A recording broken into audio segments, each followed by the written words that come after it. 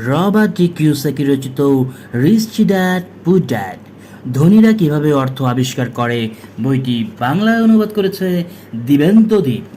বইটির আজ দ্বিতীয় পর্ব পাঠ করছি। আমার খোঁজে। ক্যাস্ট্রো ফ্লো দেখে আমার স্বামী মাইক ভীষণ মুগ্ধ হয়ে গেলেন। এই নতুন শিক্ষা পণ্যটি বানিয়েছেন রবার্ট কিওসাকি। তিনি আমাদের দুজনের জন্যই এটার প্রোটোটাইপ পরীক্ষার আয়োজন করেছিলেন। যেহেতু এটি ছিল শিক্ষা সংক্রান্ত একটি খেলা, সেহেতু আমি আমার ১৯ বছর বয়সী সদ্য স্থানীয় বিশ্ববিদ্যালয়ে ভর্তি হওয়া মেয়েকে জিজ্ঞেস করলাম সে এতে অংশ নেবে কিনা। সে রাজি হয়েছিল। প্রায় ১৫ জন মানুষ ৩ ভাবে বিভক্ত হয়ে এই পরীক্ষায় অংশ নিয়েছিল। মাইক ঠিক বলেছিল, আমি এই ধরনের শিক্ষা সংক্রান্ত পণ্যই খুঁজছিলাম, কিন্তু এতে একটা মোচড় ছিল। এটি দেখতে অনেকটা রংচঙে মনোপলি বোর্ডের মতো, যার মধ্যখানে সুন্দর পোশাক পরা একটি বড়সড় ইঁদুর বসানো আছে। মনোপলির সঙ্গে তফাৎ এই যে এতে দুটো রাস্তা আছে, একটি ভেতরে অন্যটি বাইরে। এই খেলাটার উকেনস্য হলো ভেতরের রাস্তা থেকে বেরিয়ে আসা।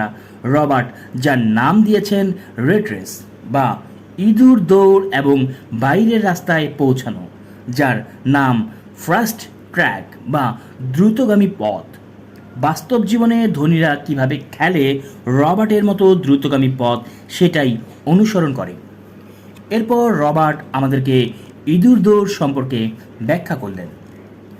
আপনি যদি গড়পড়তা, শিক্ষিত ও কঠোর পরিশ্রমী মানুষের জীবনের দিকে তাকান, তাহলে দেখবেন তারা একই ধরনের রাস্তা অনুসরণ করে।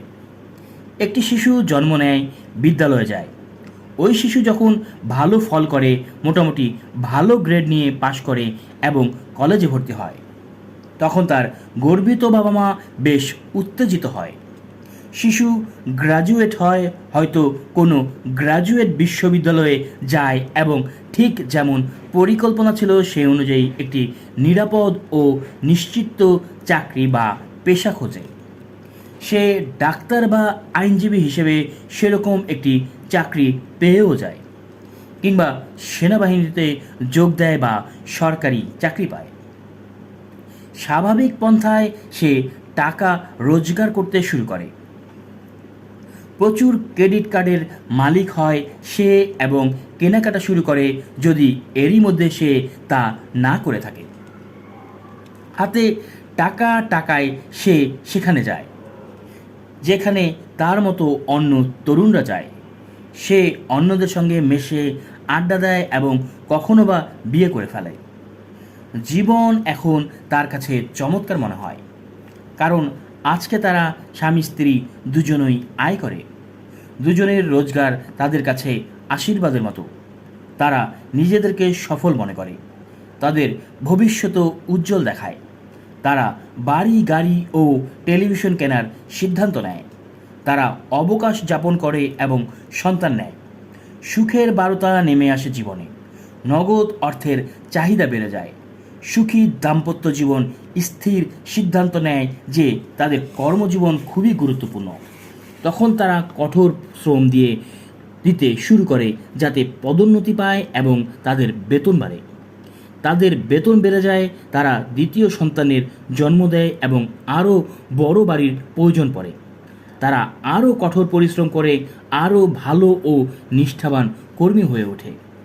বিশ্বসাহিত্য দক্ষতা অর্জনের জন্য তারা বিভিন্ন ট্রেনিং বিদ্যালয়ে যায়, যাতে তারা আরও বেশি টাকা আয় করতে পারে। কখনো বা তারা আরও একটি চাকরি নেয়, এতে তাদের আয় বেড়ে যায়, কিন্তু তারা করের বৃত্তে পড়ে যায়। নতুন বড় বাড়ির জন্য তাদেরকে তাদের স্থাবর সম্পত্তিজনিত কর ও অন্যান্য কর পরিশোধ করতে হয়। তারা তাদের বড় অঙ্কের মাইনেটা দেখে আর অবাক হয়ে ভাবে, এত টাকা কোথায় যায়। তারা ক্রেডিট কার্ড দিয়ে কিছু মিউচুয়াল ফান্ড ও মুদিখানার জিনিসপত্র কিনে।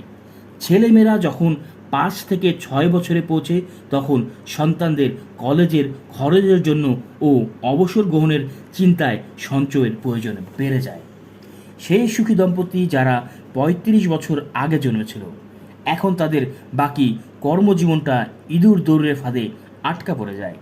তারা কোম্পানির মালিকের জন্য সরকারি কর, ব্যাংকের মর্গেজ ও ক্রেডিট কার্ডের দেনা পরিশোধের জন্য কাজ করতে থাকে। তারপর তারা সন্তানদেরকে ভালোভাবে লেখাপড়া করা, ভালো গ্রেড পাওয়া এবং নিরাপদ ও নিশ্চিত একটি চাকরি খোঁজার উপদেশ দিতে থাকে। আর্থিক বিষয়াদি সম্পর্কে তারা কিছুই শিখতে পারে না, তবে যারা তাদের থেকে লাভবান হচ্ছে তাদের কাছ থেকে যৎসামান্য শিক্ষা পায়। ফলে তারা সারা জীবন ধরে পরিশ্রম করতে থাকে। এই প্রক্রিয়ায় এক প্রজন্ম থেকে অন্য প্রজন্মে পুনরাবৃত্ত ঘটে। একেই বলা হয় ইঁদুর দৌড়।